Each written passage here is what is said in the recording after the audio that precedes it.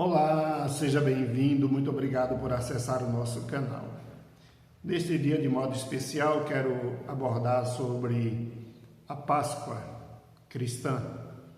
A Páscoa cristã, ela é comemorada na chamada Semana Santa e, de modo especial, a sexta-feira, como é conhecida como a Sexta-feira da Paixão, quando o Senhor Jesus Cristo é entregue aos principais sacerdotes e aos escribas que tramavam contra a vida de Jesus. Há, de fato, um pacto com um dos discípulos, este chamado de Judas, para que Jesus fosse entregue no tempo oportuno e de maneira pacífica ou sem tumulto, e a partir de então, estes principais sacerdotes, escribas, pudessem encaminhar Jesus perante as autoridades para ser julgado. E assim se deu. Jesus foi levado à presença exatamente de algumas autoridades, mas dentro do propósito e do plano de Deus para Jesus, havia ainda a oportunidade para celebrar a ceia com seus discípulos. E Jesus dá orientações para que a ceia seja preparada de uma maneira que nem mesmo os discípulos sabiam onde se daria esta ceia, mas todas as instruções lhes são dadas e assim acontece. E nesse contexto da ceia, Jesus revela que no meio deles há um que é o traidor. E neste momento, Jesus de fato revela que ele era Deus, que ele conhecia os corações dos homens. E depois deste momento da ceia, Jesus dá instrução aos seus discípulos acerca de como eles deviam proceder no intuito de serem considerados diante de Deus. E a palavra de Deus mostra-nos que Jesus chama os seus discípulos para este momento e dá-lhes instruções acerca de como as coisas deveriam suceder. E de modo especial ele traz Pedro para perto de si e alerta-o acerca do que Pedro haveria de fazer. Pedro o negaria. Pedro reage de uma maneira muito interessante, pois nada diferente ou estranho para alguém que estava com Jesus, presenciando o seu ministério e testificando dos grandes feitos de Jesus, responder como Pedro respondeu: Senhor, de modo nenhum, contigo eu irei até a morte. E Jesus reitera a ideia ou o fato de que ele o negaria. E Pedro não tem noção do que estaria prestes a acontecer. E diante exatamente de situações ou pessoas que não tinham expressão para impor sobre Pedro algum tipo de sanção ou de penalidade, mas somente podiam ser aquele tipo de pessoas que o entregariam como sendo um dos discípulos. Mas Pedro nega Jesus contundentemente e cumpre-se a palavra do Senhor Jesus que havia sido dita a Pedro, que ele o negaria 3 vezes. Jesus do Getsêmani vai orar, leva com ele os discípulos e ordena-lhes para que eles orem, para que eles vigiem, para não caírem em tentação. Jesus se retira, como de costume, para orar sozinho e ao voltar encontra os discípulos dormindo e diz o texto que eles dormiam de tristeza.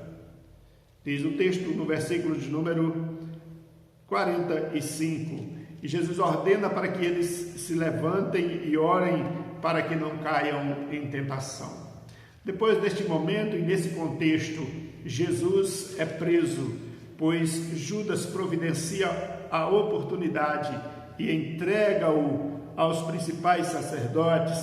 Jesus é levado, e nesse contexto da prisão de Jesus acontece o que se havia dito sobre Pedro. Ele nega a Jesus.